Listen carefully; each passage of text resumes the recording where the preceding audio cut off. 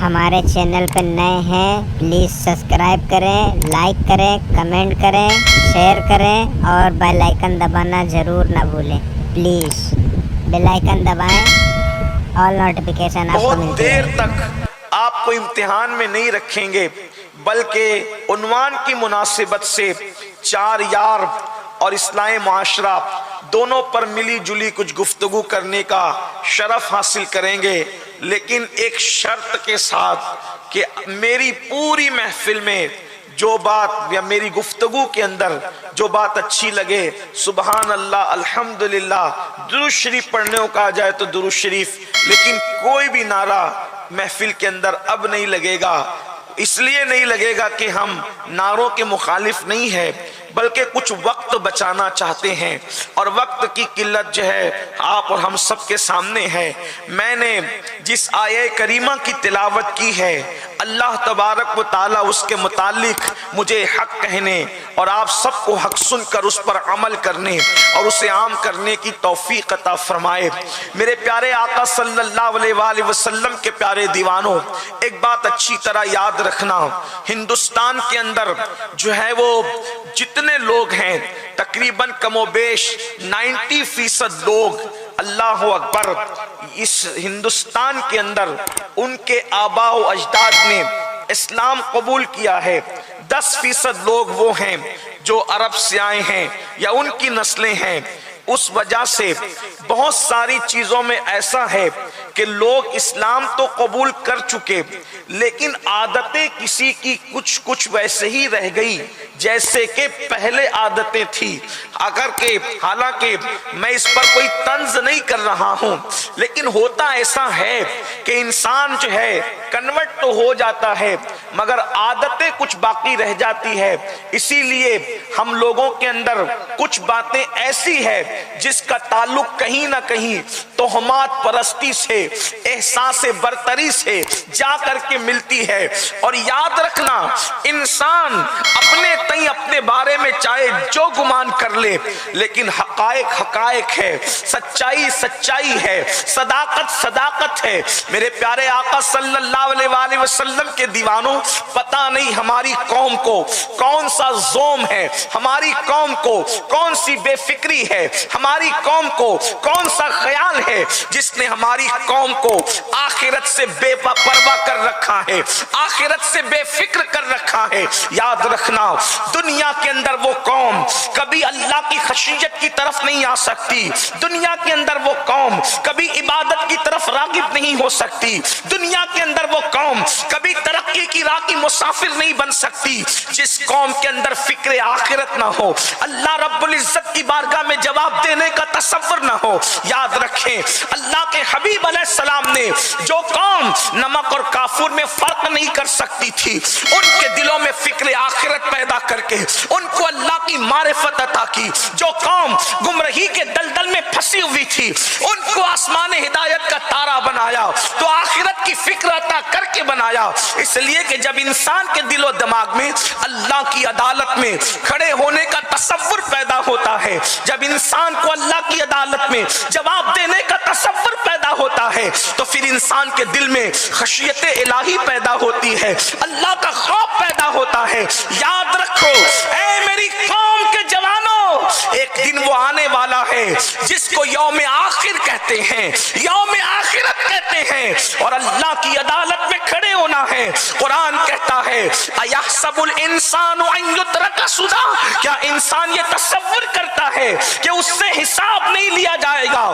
نہیں نہیں، انسانوں سے حساب لیا جائے گا، میرا اللہ جس سے چاہے گا حساب لے گا۔ اور یاد رکھنا، جب وہ حساب لے گا تو قرآن کہتا ہے فَمَن يَعْمَلْ مِثْقَالَ ذَرَّةٍ خَيْرًا يَرَهُ وَمَن يَعْمَلْ مِثْقَالَ ذَرَّةٍ شَرًّا يَرَهُ۔ ایک ذرے کے برابر تم نے نیکی کی ہوگی، اللہ تمہیں وہ بھی دکھائے گا۔ ایک ذرے کے برابر برائی کی ہوگی، اللہ تمہیں وہ بھی دکھائے گا۔ صحابہ کرام نے پوچھا یا رسول اللہ صلی اللہ علیہ وآلہ وسلم، ہمارے ماں आबा बाप कुर्बान, अल्लाह हमसे किस किस चीज के बारे में हिसाब लेगा, वो क्या क्या हिसाब लेगा। तो मेरे करीम आका गैब दा नबी सल्लल्लाहु अलैहि वसल्लम ने फरमाया, तुमने किसी की दीवार को खुरचा होगा और तुम्हारे नाखून में जो दीवार की मिट्टी आई होगी, उस मिट्टी के बारे में भी अल्लाह तुमसे पूछेगा, उस मिट्टी के बारे में भी अल्लाह तुमसे सवाल करेगा। बड़ी माजरत के साथ सुनियो, मिंबर पर बैठ करके यहाँ जन्नत की बशारतें सुनाना आसान है, लेकिन खुदा की बारगाह है। आओ थोड़ा कयामत की सैर तसव्वुरात की दुनिया में करें, कुरान और हदीस की रोशनी में। मैं बहुत देर तक, मैंने पहले ही कहा, गुफ्तगू नहीं करूंगा, लेकिन तसव्वुर करें यहाँ से लेके वहां तक। बड़ी माजरत के साथ अगर मेरे जुमले बुरे और तल्ख लगे तो माफ कर देना। बड़ी माजरत के साथ, दुनिया की जिंदगी कितनी है इसकी कोई गारंटी नहीं है, लेकिन उसके लिए कितनी तैयारियां हैं। आखिरत के लिए क्या तैयारी की है, आखिरत की फिक्र क्या की है। अल्लाह अकबर। आज ये थोड़ा सा आखिरत में होना क्या है उसका तसव्वुर करते हैं। एक बात आपसे कहता हूं, खुशफहमियों की दुनिया अलग है, हकीकतों की दुनिया अलग है, शायरी की दुनिया अलग है, हदीस मुस्तफा की दुनिया अलग है, कहानी किस्सों की दुनिया अलग है, कुरान मुकद्दस की आयतों की कायनात अलग है। अल्लाह अकबर। आइए जरा हम अपनी फिक्र कर लें। बहुत बेफिक्र हो गए, नमाज नहीं पढ़ेंगे फिर भी जन्नती है, रमजानुल मुबारक के रोजे नहीं रखेंगे फिर भी जन्नती है, ज़कात चोर बनेंगे फिर भी जन्नती है, ज़कात नहीं देंगे फिर भी जन्नती है, औरतों पे पाप की नजरें डालेंगे फिर भी जन्नती है, अल्लाह अकबर, चोरियां करेंगे फिर भी जन्नती है, मस्जिदों को वीरान करेंगे फिर भी जन्नती है। ये कैसी जन्नत लिखा करके लाए हो। हालांकि हम तो कुरान में देख रहे हैं कि नबी का बेटा भी अगर नबी के नक्शे कदम से हट रहा है तो कुरान नबी के बेटे को जहन्नमी कह रहा है और लैसा मिन अहलिक कहकर नबी से उसके रिश्ते का खात्मा किया जा रहा है। मैं पूछना चाहता हूं, जब नबी के नक्शे कदम से नबी का बेटा हट जाए तो उसको नबी से काट दिया जाता है। अगर उम्मती नबी के नक्शे कदम से हट जाए तो फिर उम्मती का रिश्ता कितना रह जाता होगा। क्या तुम्हें नहीं पता, किनान जैसा इंसान हजरत नूह अलैहिस्सलाम का बेटा जब नबी के नक्शे कदम से हटा और काफिरों के साथ रहा, अल्लाह अकबर, हजरत नूह ने कहा था, मौला ये मेरा बेटा है, मौला ये मेरा बेटा है। इरशाद व लैसा मिन अहलिक, अभी आपकी आल से न रहा। मुसलमानों, मेरी कौम के जवानों, पूरी पूरी रात जिना के मनाजिर देखने वाले देखें, पूरी पूरी रात दिली फिल्में देखें, पूरी पूरी रात नरम नरम गद्दों पर लेट करके फिल्में देखें, औरतों को थिरकता हुआ देखें, हीरो को नंगा नाचता हुआ देखें। वो फिल्में उतनी सुपरहिट होती है जिसमें नंगापन जितना ज्यादा होता है। और सुन लें, जितनी फिल्में मुसलमानों की वजह से कामयाब होती है उतनी किसी और की वजह से नहीं। मैं आसान लबो लहजे में आपको बताऊं, आप तहकीक कर लेना और गौर कर लेना, रमजानुल मुबारक में फिल्म वाले कोई नई फिल्म नहीं निकालते। आप गौर करना, क्यों नई फिल्म रमजान शरीफ में आती है? नई फिल्म रमजान शरीफ में क्यों नहीं आती? पूरे हिंदुस्तान में देख लो क्यों नहीं आती है। इसलिए कि वो जानते हैं रमजानुल मुबारक में मुसलमान फिल्म देखने नहीं आते, तो इसलिए नई फिल्म कोई आती नहीं, आएगी तो फ्लॉप होगी, नाकाम होगी। मतलब फिल्मों को कामयाब कौन कर रहा है? तुम। अब आपसे पूछना चाहता हूं, एक महीना फिल्म न देखो तो मार्केट में नई फिल्म नहीं आती। अगर पूरी जिंदगी देखना छोड़ दो तो इंशाअल्लाह इस बुराई का खात्मा हो जाएगा।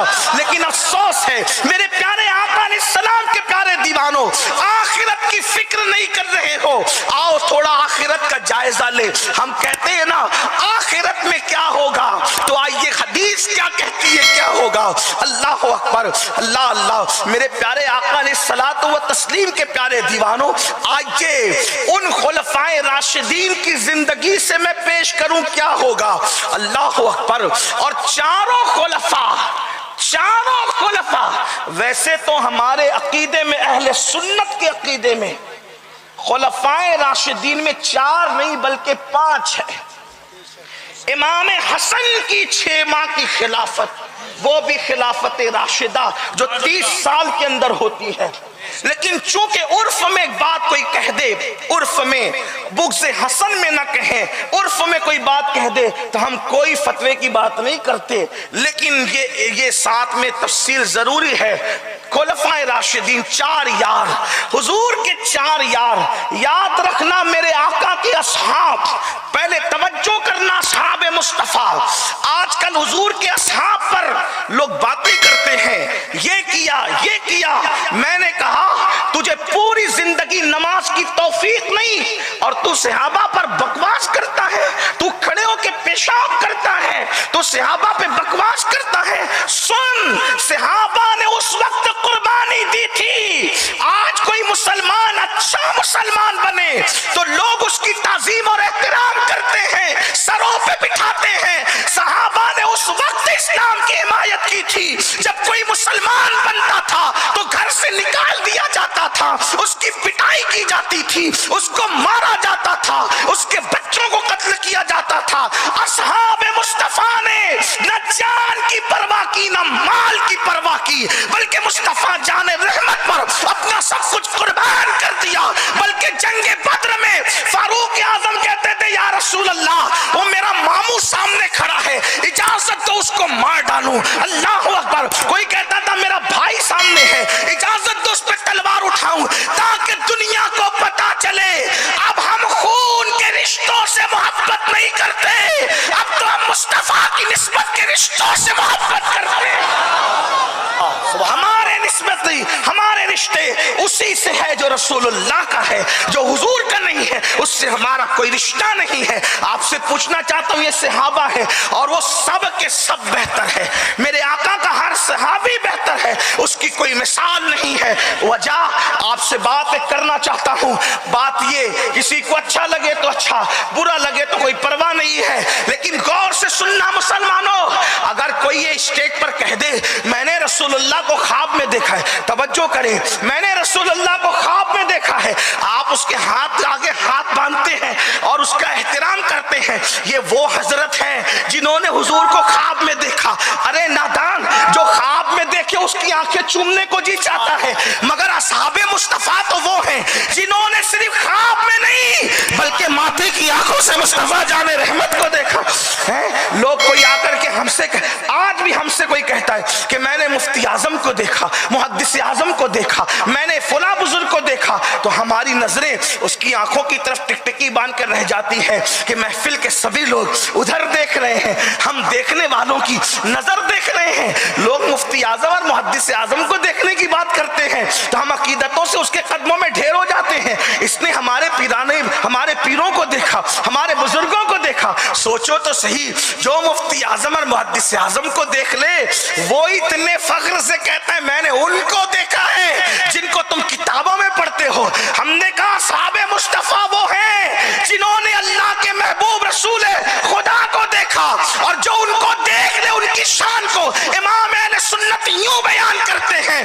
خدا ان کو کس پیار سے دیکھتا ہے، خدا ان کو کس پیار سے دیکھتا ہے جو آنکھیں ہیں محو لقائے محمد. حضور کے سارے صحابہ بہتر ہیں، لیکن سارے میں جو 4 یار ہیں چاروں، وہ 4 کون ہیں؟ افضل البشر بعد الانبیاء بالتحقیق سیدنا ابو بکر صدیق، عمر ابن خطاب، سیدنا عثمان غنی، حضرت مولا مشکل کشا، علی مرتضیٰ. یہ 4 یار ہیں. بتائیں 4 یار کون ہیں؟ نور الابصار میں امام کسائی لکھتے ہیں، توجہ کریں میں حوالے سے بات کر رہا ہوں.